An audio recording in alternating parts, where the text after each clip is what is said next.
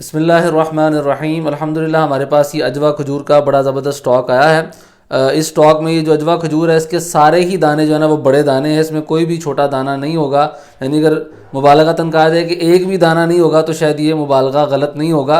इसमें इसकी जो कीमत है वो 3750 रुपया पर केजी है। इसके अलावा अजवा खजूर का ये वाला स्टॉक है जो कि मिक्स है, जिसमें बड़े दाने भी हैं छोटे दाने भी हैं, लेकिन सारी ही अच्छी क्वालिटी की खजूर है। इसकी कीमत जो है वो सिर्फ़ और सिर्फ 3400 रुपया पर केजी के हिसाब से है।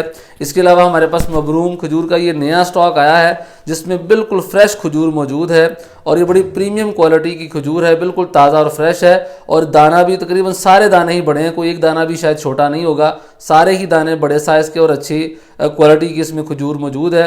इसकी जो कीमत है वो 4300 रुपया पर केजी के हिसाब से है। और इसके अलावा मबरूम खजूर का ये वाला स्टॉक है, इसमें भी सारे दाने बड़े हैं, लेकिन ये थोड़ा सा पुराना स्टॉक होने की वजह से इसमें थोड़ा सा खुश्की वाला पहलू मौजूद है, लेकिन जायके के लिहाज से ये बिल्कुल ठीक है और मज़ेदार खजूर है। इसकी जो कीमत है वो 3400 रुपया पर केजी है।